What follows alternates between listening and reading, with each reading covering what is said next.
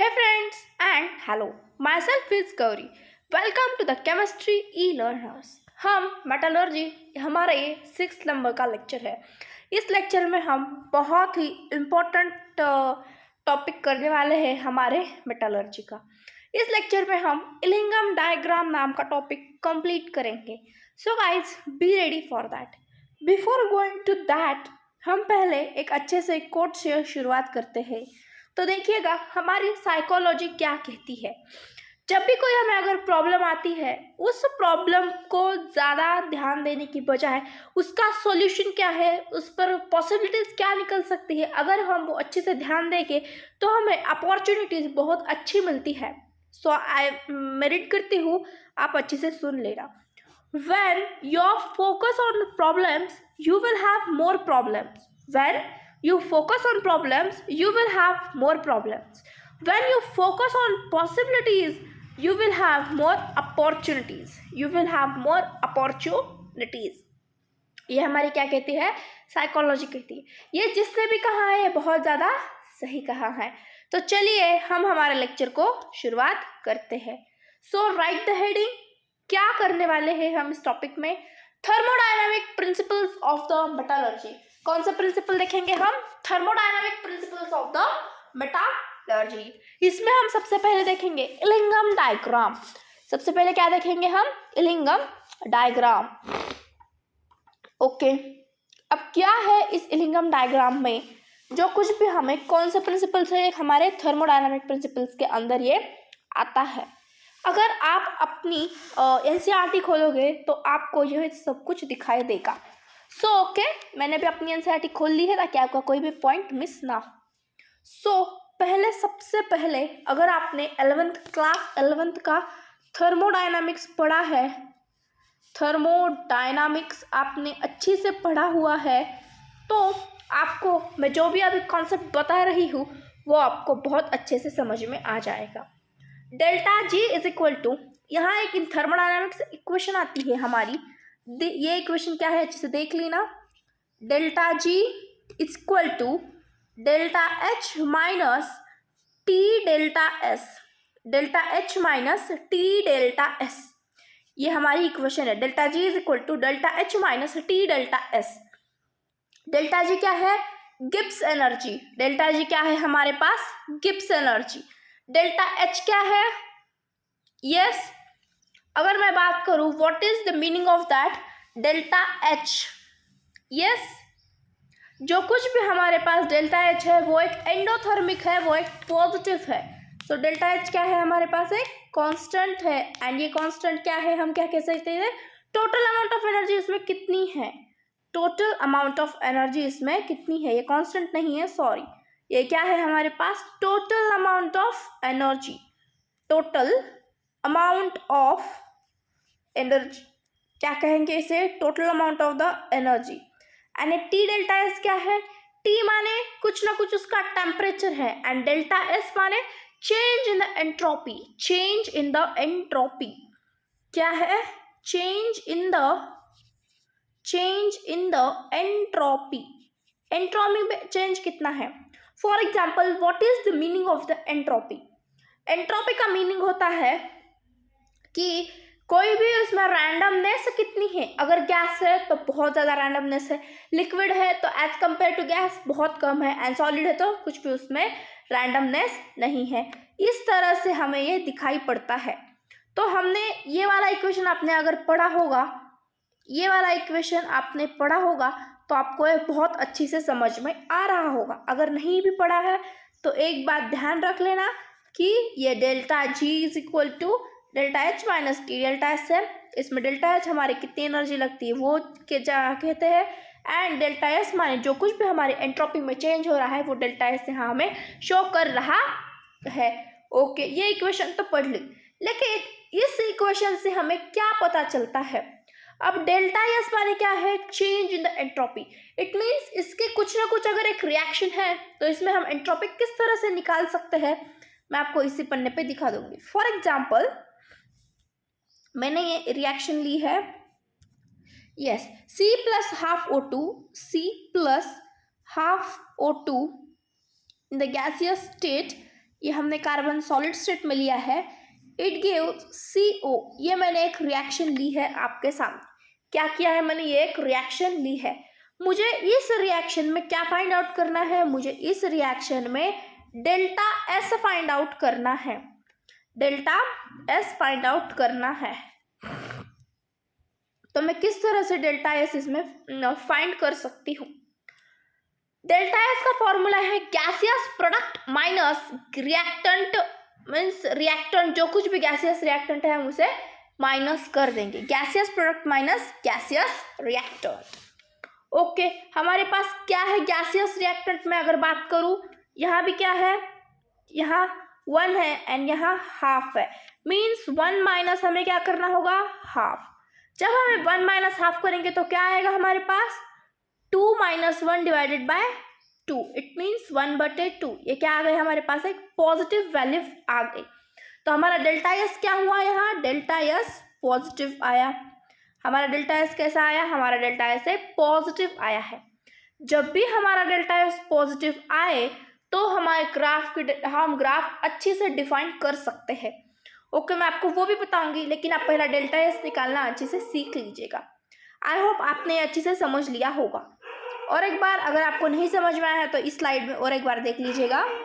मैंने क्या रिएक्शन ली थी, C plus half O2, C plus half O2 in the gaseous state, it gives CO in the gaseous state. CO in the which state, in the gaseous state। ये मैंने reaction ली है।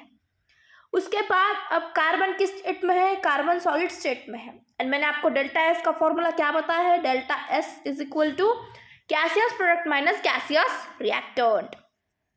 Gaseous product minus gaseous reactant, gaseous product minus gaseous reactant, ये हमारे equation में आता है। Okay, अब हमें जब ये यहाँ डेल्टा एस हमें ये फॉर्मूला पता है तो हम इस फॉर्मूले को अप्लाई करेंगे।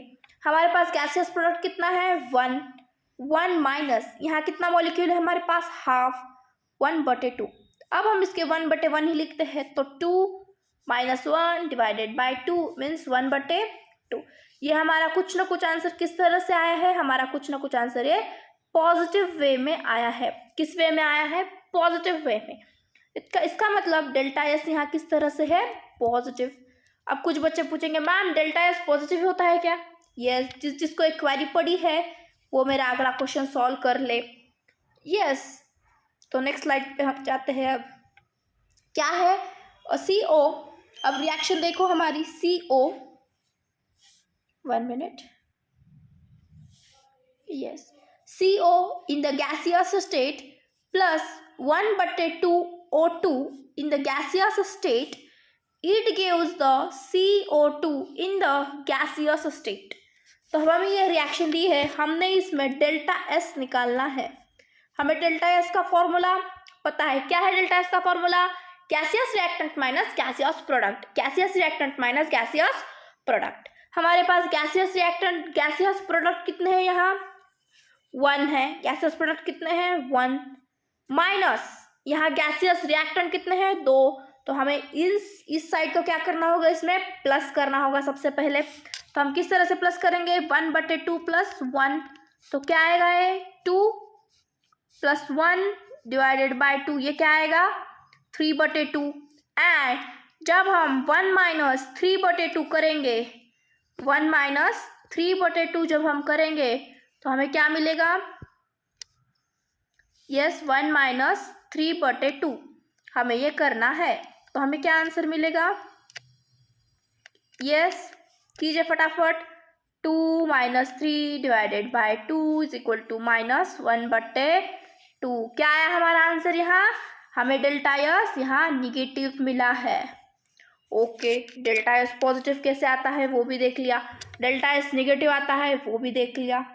हमें पिछले स्लाइड में जब देखा था हमारा डेल्टा एस क्या आया था, पॉजिटिव, अब क्या आ रहा है, negative. Okay ma'am, delta S 0 भी होता है, yes, delta S can be 0।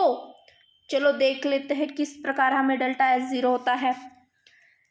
Carbon plus O2 in the gaseous state, it gives the CO2 in the gaseous state. हमें क्या करना है यहाँ डेल्टा एस फाइंड आउट करना है. फॉर्मूला तो आपको याद हो गया होगा, gaseous product minus gaseous reactant. यहाँ गैसियस में एक है एंड यहाँ भी एक है. जब हम दोनों को 1 - 1 करेंगे तो क्या आएगा हमारा डेल्टा एस 0. डेल्टा एस में भी डेल्टा एस 0 भी हो सकता है, निगेटिव भी हो सकता है एंड पॉजिटिव भी हो सकता है ये हमने देख लिया. लेकिन क्या मतलब हुआ डेल्टा एस पॉजिटिव है, नेगेटिव है एंड 0 है.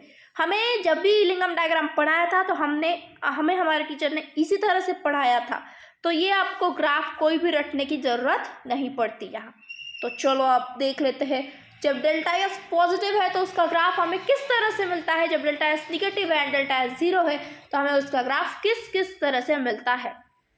अगर आप अपने टेक्स्ट बुक में देखेंगे तो ये ग्राफ किस के बीच है, डेल्टा जी एंड टेम्परेचर के बीच है. डेल्टा जी एंड टेम्परेचर के बीच में ये ग्राफ है. तो चलो हम भी बना लेते हैं. 1 मिनट.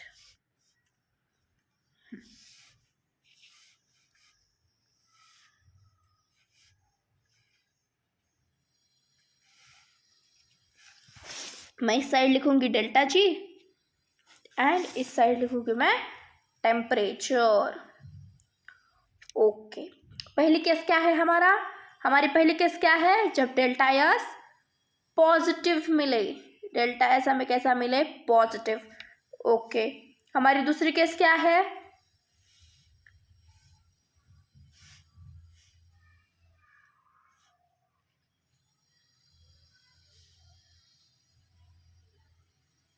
यस दूसरी केस क्या है हमारी, डेल्टा एस क्या हो, निगेटिव. ओके. एंड हम पहले दोनों केस की बात कर लेते हैं ताकि हमें आगे की स्लाइड में जाने की इजाज़त हो. ओके.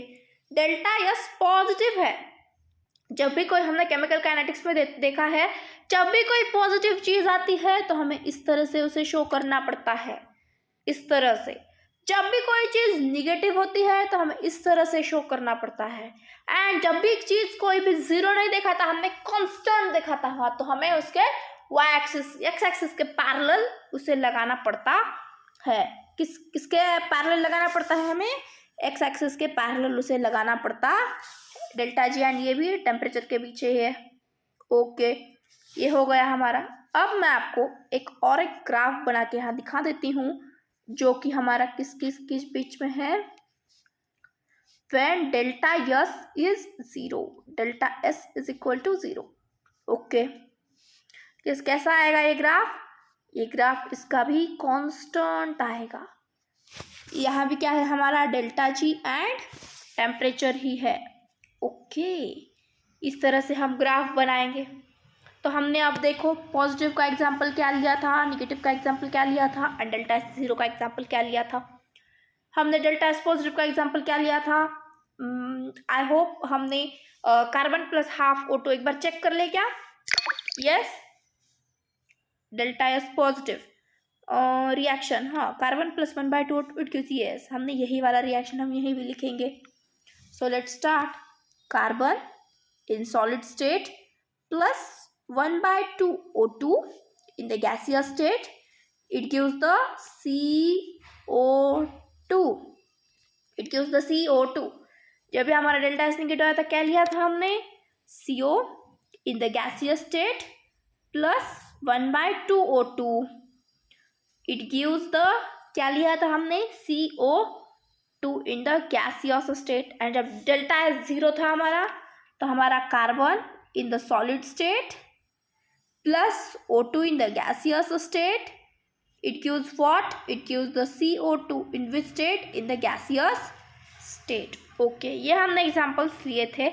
ये हमारे हो गए ग्राफ्स. हमें क्या इंपॉर्टेंट है हमें जो हमने ग्राफ के ये सॉल्यूशन जो हमने बनाए वो हमें यहाँ बहुत ज़्यादा ज़रूरी है. जो मैंने हाईलाइट पार्ट किया है वो आपको अच्छे से याद रहना चाहिए. अगर आपको किसी भी अब लिंगम डायग्राम फॉर्म करना है तो आप बहुत इजीली लिंगम डायग्राम फॉर्म कर सकते हैं. तो चलो फिर हम ट्राई करते हैं. अब हमारे जो बुक में एक बहुत सारे रिएक्शन के ग्राफ है, हम वन बाय वन उसी की तरह उसे बनाएंगे। सो लेट्स स्टार्ट इट। चलो फिर, ये लिखा नहीं है तो स्क्रीनशॉट तो ले लेना, एंड लिखा है तो very nice and good job. Yes, next slide हमारी। अब हम क्या करेंगे, जो कुछ भी हमारे बुक में इलिंगम डायग्राम है उसी की तरह इलिंगम डायग्राम बनाना सीखेंगे, या फिर हम ट्राई करेंगे। चलो, मैं भी आपके साथ ट्राई करूंगी आज। यस, ये ग्राफ मैंने भी बना दिया। यहाँ क्या है, डेल्टा जी, एंड क्या है, यहाँ टेम्परेचर है हमारा। ओके, ये आपको तो अब पता चल गया है। हमारी पहली रिएक्शन है, वो रिएक्शन है Cu+O2। यही रिएक्शन है हमारी Cu+O2। It gives Cu2O। Cu2O copper gaseous state में है, ऑक्सीजन भी गैसियस स्टेट में है, एंड Cu2 भी सॉलिड स्टेट में है। Cu2 भी हमारा सॉलिड स्टेट में है। तो चलो फिर, ये दो हो गए, क्या हुआ, 2। एंड जब भी कोई हमें सॉलिड दिखता है तो हम उसके लिए गैसियस प्रोडक्ट यानी डेल्टा एस निकालते हैं। क्या हम उसके लिए डेल्टा एस कभी भी नहीं निकालते। तो क्या हो गया, 2। अब हमें क्या करना है, प्रोडक्ट माइनस रिएक्टेंट करना है। तो 0 - 2 क्या है हमारा आंसर, यहाँ निगेटिव। एंड ये निगेटिव आने की वजह से हम क्या इसे इस तरह से लिख सकते हैं। यस, हम इसे इस तरह से जरूर लिख सकते हैं। ओके, हमने ये पहला वाला ग्राफ बना दिया। मैं इक्वेशन को यहाँ नंबर 1 दूंगी, तो ग्राफ को भी नंबर 1 ही दूंगी, ताकि आपको इक्वेशन या ग्राफ का ग्राफ अच्छे से आपको दिखाई पड़े। ओके, अब आपकी सेकंड इक्वेशन कौन सी है, आयरन की होगी। यस, आपकी सेकंड इक्वेशन किसकी है, आयरन की है। क्या इक्वेशन है, Fe+O2। Fe+O2, it gives FeO। it gives FeO। FeO कौन सी स्टेट में है, सॉलिड स्टेट में है। Fe कौन सी स्टेट में है, सॉलिड स्टेट में है, एंड O2 किसकी है, गैस की स्टेट में है। ओके, अब ये भी निगेटिव ही आएगा, ये हमारा ग्राफ भी किस तरह से आएगा, ये भी निगेटिव की तरफ ही जाएगा। ओके, ये इक्वेशन नंबर 2 हो गया हमारा। अब इक्वेशन नंबर 3 में आते हैं। इक्वेशन नंबर 3 कौन सा है हमारा, कार्बन का है। जो हमने कार्बन+O2 इट गिव्स CO2 ये वाला देखा था, वो है कार्बन+O2 it gives CO2 in gaseous state. हमारा कार्बन यहाँ सॉलिड स्टेट में था, एंड ऑक्सीजन गैसियस स्टेट में है। क्या करेंगे आप, 1 - 1 0, यानी कि ये क्या आएगा, स्ट्रेट लाइन आएगा। ये किस तरह से आएगा हमारा, straight line. Okay, equation number 3 आ गया हमारा ये। अब इक्वेशन नंबर 4 की बारी है। क्या है हमारा इक्वेशन नंबर 4, जिंक का है, नहीं, CO का है। CO carbon monoxide in the gaseous state plus O2 it gives CO2 in the gaseous state। CO2 in the gaseous state। अब ये भी क्या आएगा हमारा, डेल्टा एस यहाँ क्या है, निगेटिव में आएगा, क्योंकि O2 भी किस स्टेट में है, हमारी गैसियस स्टेट में है। तो क्या होगा, 1 - 2 -1। तो ये भी ग्राफ ऊपर जाएगा। ये ग्राफ हमारा ऊपर गया, ये चौथा ग्राफ है हमारा। ओके, फिफ्थ ग्राफ कौन सा है हमारा फिफ्थ ग्राफ है जिंक का। कौन सा ग्राफ है फिफ्थ हमारा, जिंक वाला ग्राफ फिफ्थ है। ओके, मैं इक्वेशन ऊपर लिख रही हूँ फिफ्थ का। क्या इक्वेशन है, जिंक+O2 it gives the ZnO। Zinc solid state में है, O2 किस स्टेट में है, जिंक+O2 इट गिव्स द ZnO। अब हमारे पास जिंक भी सॉलिड स्टेट में है, O2 गैसियस स्टेट में है, एंड ZnO भी हमारे पास सॉलिड स्टेट में है। तो ये गैसियस स्टेट में है, माने कि ये भी निगेटिव। ओके, ये भी ग्राफ कैसा जाएगा हमारा, निगेटिव जाएगा। लेकिन इस ग्राफ में एक आपको अच्छा पॉइंट मिलेगा, ये ग्राफ यहाँ से इस तरह से ऊपर जाएगा, इस तरह से ये ऊपर जाएगा। ओके, अब हम ये जो हमने ग्राफ बना है, हमें थोड़े से लंबाई में ऊपर खींच देते हैं। ओके, कुछ प्रॉब्लम तो नहीं।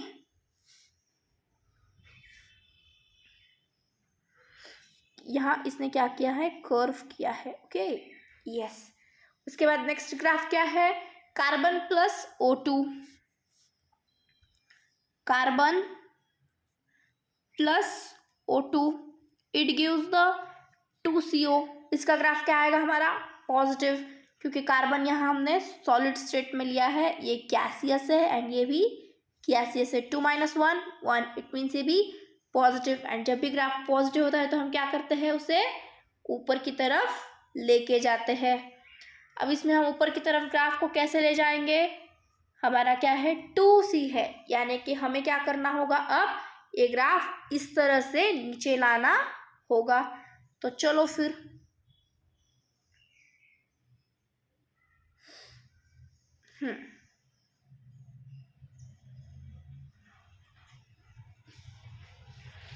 ये आ गया हमारा ग्राफ। कितने नंबर का ग्राफ है हमारे, 6 नंबर का ग्राफ है। यस, ये हमारा 6 नंबर का ग्राफ हुआ। ओके, उसके बाद रिएक्शन क्या है, एल्यूमिनियम की रिएक्शन है। इस तरह से रिएक्शन हमारे होते जाएंगे, तो हम इस तरह से इसका ग्राफ बना सकते हैं।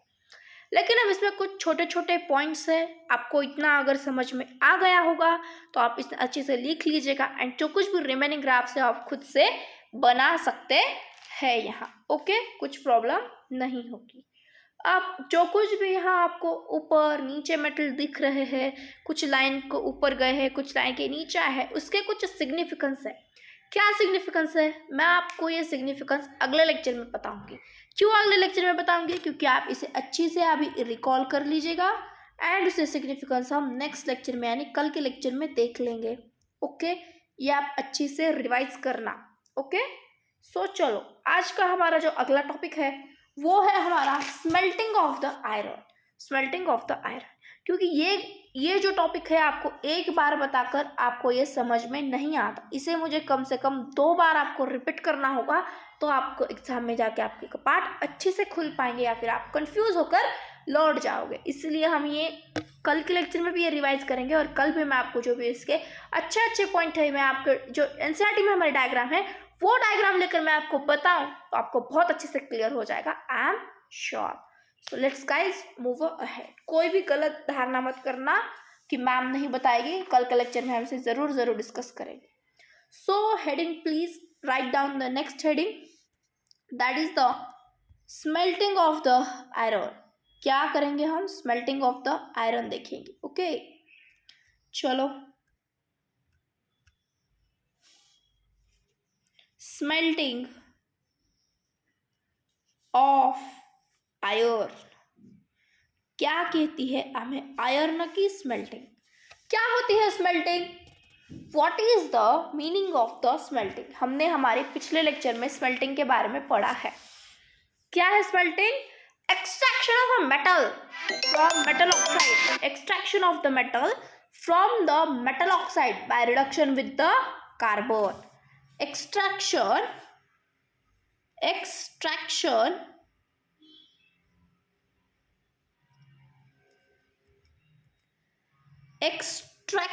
of extracting a metal. Okay, extraction of a metal, extraction of the metal from metal oxide, from metal oxide, from the metal oxide by reduction with the carbon, by reduction with the carbon। हम इसे क्या कहते हैं, smelting.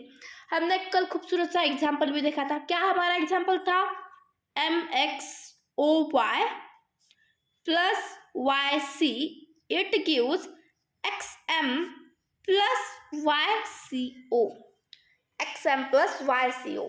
यानी कि जो हमने ये ऑक्साइड लिया है उसके कार्बन के साथ रिडक्शन करने हमें एक प्योर मेटल, एंड उसका जो कुछ भी हमें कार्बन मोनोऑक्साइड के फॉर्म में हमने उसको बाहर ले लिया है, हम इसे कहते हैं स्मेल्टिंग। हम इसे क्या कहते हैं, स्मेल्टिंग। लेकिन हमें क्या करना है, हमें स्मेल्टिंग ऑफ स्पेशली आयरन की स्मेल्टिंग देखनी है हमें, तो हमें एक ब्लास्ट फर्नेस की ज़रूरत होगी। उस ब्लास्ट फर्नेस को मैं आपके सामने ड्रॉ भी करूँगी, आप अपनी एनसीईआरटी भी आपके सामने रखना, क्योंकि मेरी ड्राइंग बहुत ही अच्छी है इसीलिए। सो लेट्स स्टार्ट। ओके, क्या करेंगे हम, पहले हम ब्लास्ट फर्नेस ड्रॉ करेंगे। Okay, so let's start the diagram.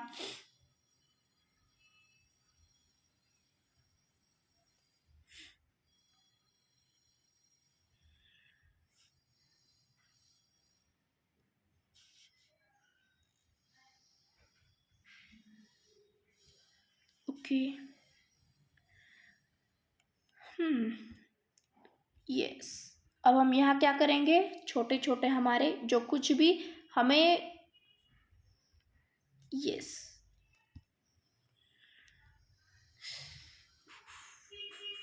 Okay, हम क्या करेंगे, हाफ हाफ में ही ड्रॉ करते हैं, ऐसे चलेगा। यस, इसी तरह से हमें ये भी कलर कर लेना चाहिए। यस, अब हमें कुछ यहाँ से इस तरह से इसे बाहर निकालेंगे।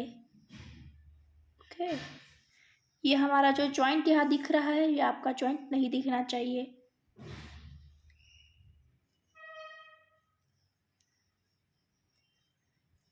यस, इस तरह से ये कुछ होगा हमारा, इसी साइड से भी वैसे ही होगा। यस, ये हो गया। उसके बाद हम यहाँ से कुछ चार्ज डालेंगे, यहाँ से हम क्या डालेंगे, कुछ चार्ज डालेंगे, यानी कि कुछ ना कुछ उसमें चार्ज, माने क्या है, हम यहाँ से क्या डालने वाले हैं, इसमें चार्ज। तो चार्ज मतलब दूसरा कुछ नहीं है, लेकिन हम चार्ज को यहाँ कहेंगे FeO plus carbon plus CaCO3, ये हमारा हो गया चार्ज।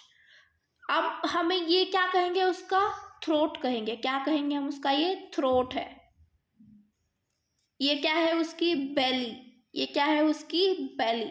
थ्रोट में हमने उसके चार्ज डाला, ये चार्ज यहाँ कुछ इस तरह से आएगा, एंड उस चार्ज के बाद उसकी बेली में कुछ ना कुछ तो क्या कहेंगे हम, टेम्परेचर होगा, क्योंकि हम क्या निकाला है, हमने ब्लास्ट फर्नेस निकाला है। क्या निकाला है हमने, ब्लास्ट फर्नेस। ओके, अब हम जब इसमें कुछ ना कुछ डाल रहे हैं, इसका मतलब यहाँ टेम्परेचर भी हमारा अच्छा खासा होना चाहिए। क्या क्या टेम्परेचर है, 1070 केल्विन एक टेम्परेचर है, पहला टेम्परेचर। दूसरा टेम्परेचर 1270 केल्विन है। तीसरा जो टेम्परेचर है वो 1570 केल्विन है, 1570 केल्विन है। एंड 2170 केल्विन ये लास्ट टेम्परेचर है, 2170 ये लास्ट टेम्परेचर है। और नीट 2021 में एग्जाम में नीट 2021 के एग्जाम में क्वेश्चन पूछा गया था कि जो कुछ भी हमारा ब्लास्ट फर्नेस का टेम्परेचर है वो मैक्सिमम कहाँ तक जाता है। ऑप्शंस थे 1500, 1700, 1200 या 2200। तो अगर हमारे आसपास के टेम्परेचर, इसके आसपास के टेम्परेचर भी हमें मिल जाते हैं तो हम उसका मतलब यहाँ उसका आंसर 2200 आंसर उसका था। उसमें भी 4 प्रकार के जोन हैं। कितने प्रकार के जोन हैं, 4 प्रकार के। कौन कौन से, combustion zone, reduction zone, slag formation zone and the melting zone. कितने प्रकार के जोन है, 4 तरह के, combustion zone, reduction zone, slag formation zone and the melting zone.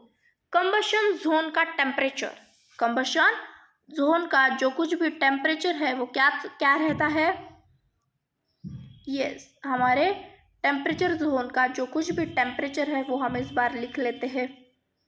कितने प्रकार के जोन है हमारे, 4 प्रकार के जोन है। पहला जोन कौन सा है, कंबशन जोन। कौन सा है, कंबशन जोन। ओके, दूसरा क्या है, रिडक्शन जोन, रिडक्शन जोन। तीसरा कौन सा जोन है हमारा, स्लैग फॉर्मेशन का, slag formation. And fourth one is the melting zone, fourth one is the melting zone. Okay, ये हो गए हमारे मेल्टिंग जोन। अब हम पहले पार्ट के बारे में पढ़ना शुरू कर दे, क्या, कंबशन जोन के बारे में हम पहले पढ़ेंगे। जब हम कंबशन जोन के बारे में पढ़ते हैं तो एक कंबशन जोन कौन सा है, जो नीचे वाला जोन है, नीचे से जो स्टार्ट होता है, lower part of the furnace. क्यों ये लोअर पार्ट कंबशन जोन क्यों कहा गया है, क्योंकि कुछ ना कुछ ये जो हमने इसके आउटलेट खोले हैं इसके थ्रू हमें कुछ ना कुछ उसके अंदर जाता है, यानी कि एयर, ऑक्सीजन, ये सब कुछ इसके अंदर जा रहा है। एंड जब भी इसके अंदर से कुछ ना कुछ जा रहा होता है तो उसको कार्बन की प्रेजेंस में, जो carbon Burns in the presence of the hot air, का हमारा कार्बन हॉट एयर के अंदर ही प्रेजेंस बर्न होता है, इसीलिए CO2 उसमें बहुत ज़्यादा हो जाता है एंड रिड्यूस टू CO, यानी कि जो कुछ भी हमारा CO2 होता है वो कार्बन में आकर कार्बन मोनोऑक्साइड को कन्वर्ट हो जाता है। तो पहले रिएक्शन कौन सी होगी हमारी, CO2 प्लस कार्बन, हमारी पहली कंबशन जोन में रिएक्शन कौन सी आएगी, in the combustion zone, in combustion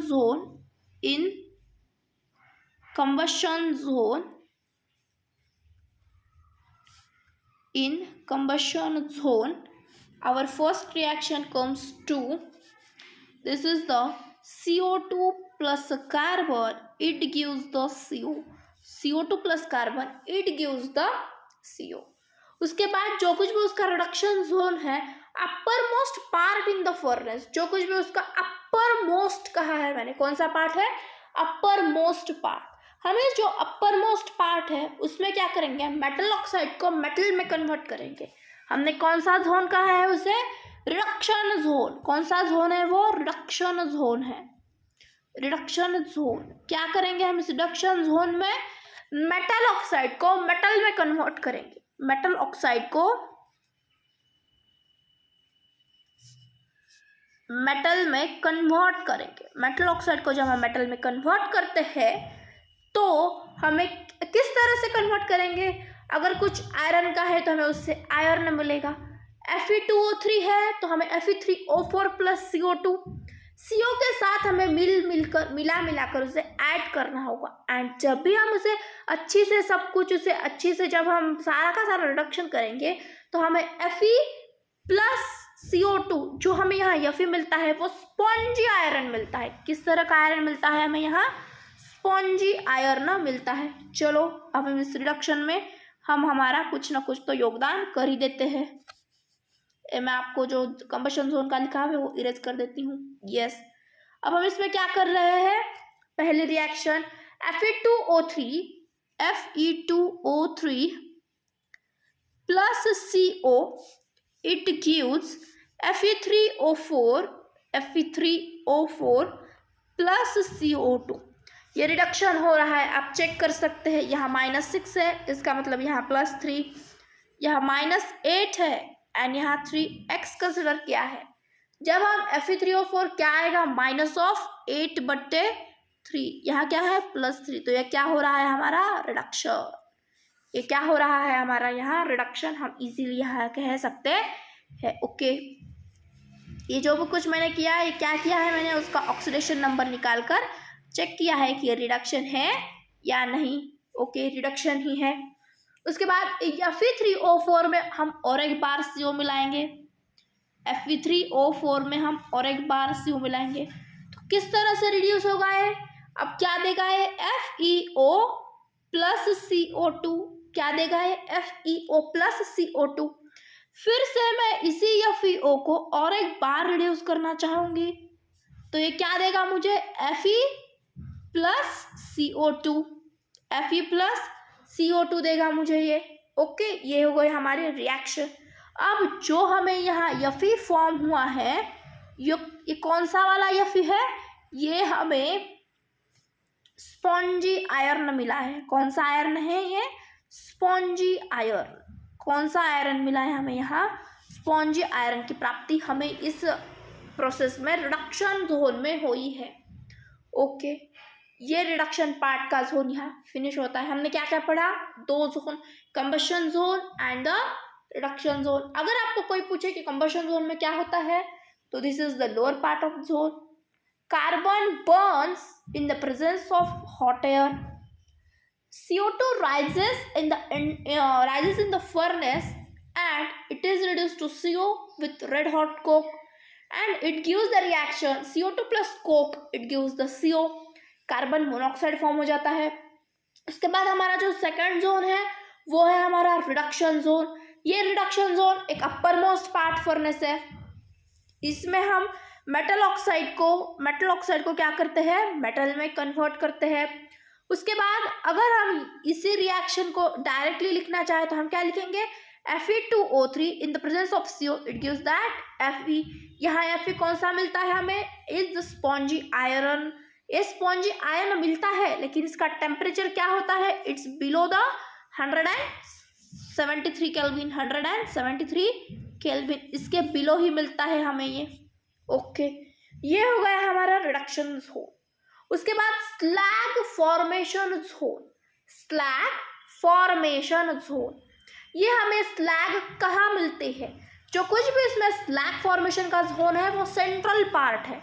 कौन सा जोन है, सेंट्रल पार्ट का जोन है हमारे पास। ओके, ये जो हमने रिएक्शन देखी है ये हमारा क्या है, एक फर्नेस है। ये पूरा का पूरा सिस्टम क्या है, हमारा एक फर्नेस है।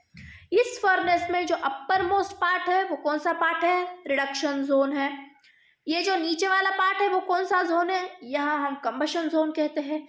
अब ये जो सेंट्रल पार्ट है वो कौन सा जोन है, हमारा स्लैग फॉर्मेशन का जोन है, स्लैग फॉर्मेशन का जोन है। एंड जो हमने मेल्टिंग जोन देखा था, इस कंबशन के ऊपर, इस कंबशन का ऊपर जो जोन है वो हमारा कौन सा जोन है, मेल्टिंग जोन है।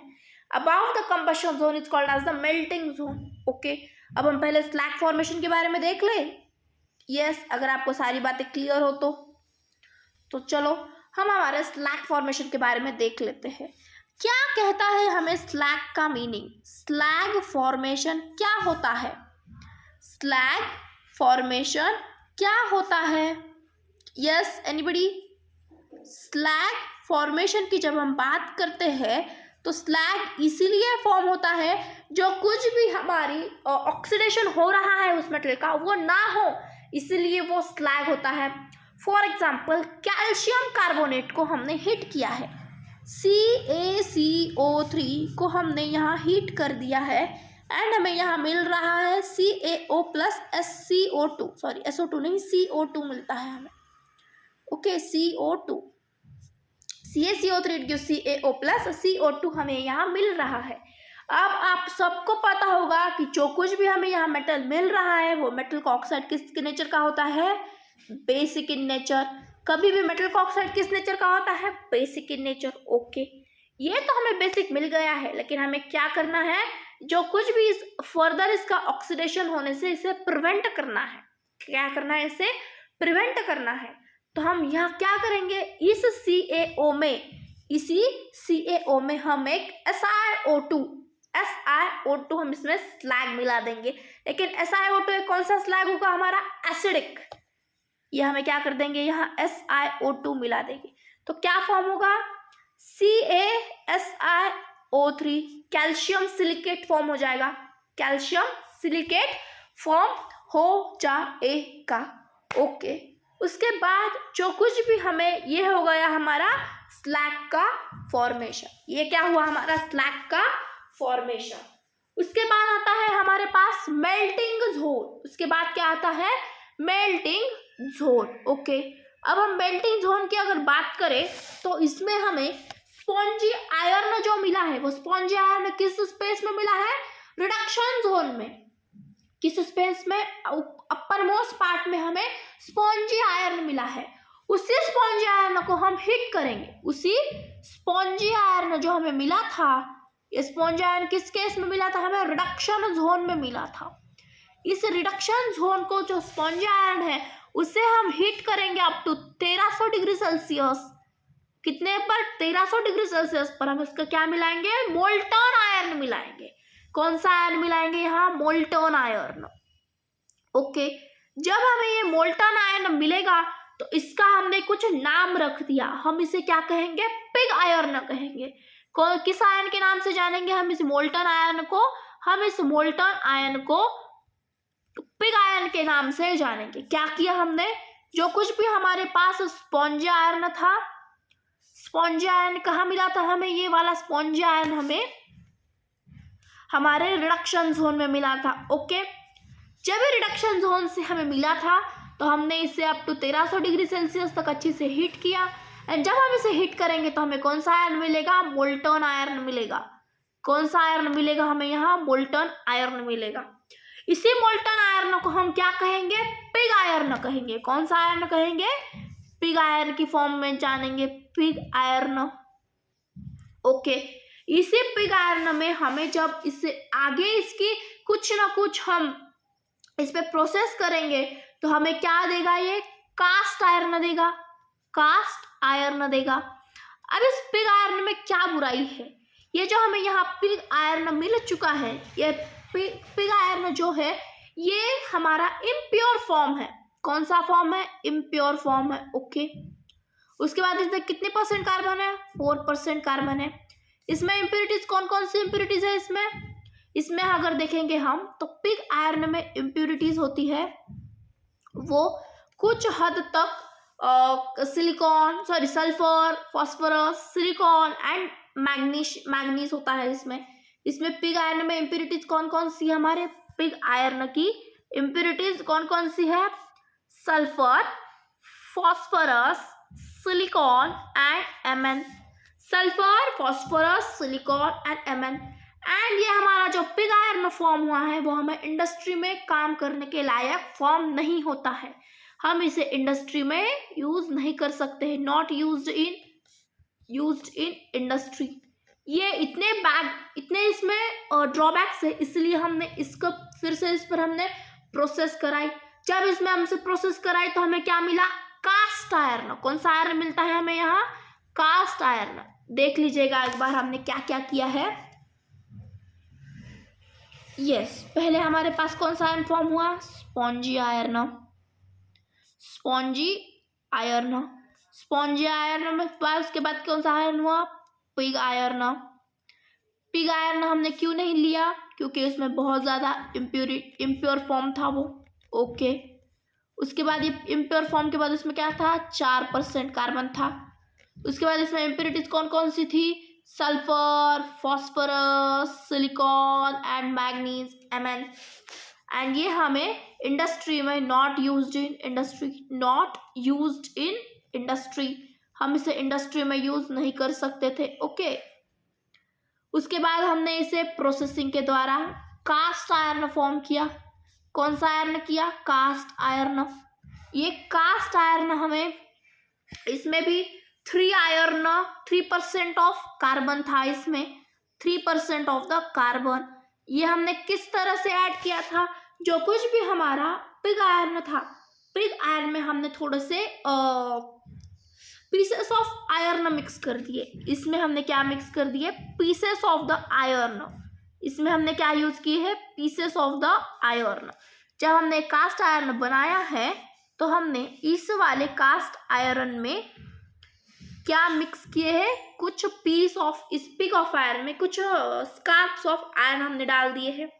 ओके, उसके बाद ये 3% कार्बन हमें मिलता है, लेकिन ये भी हमें इतना यूजेबल नहीं है।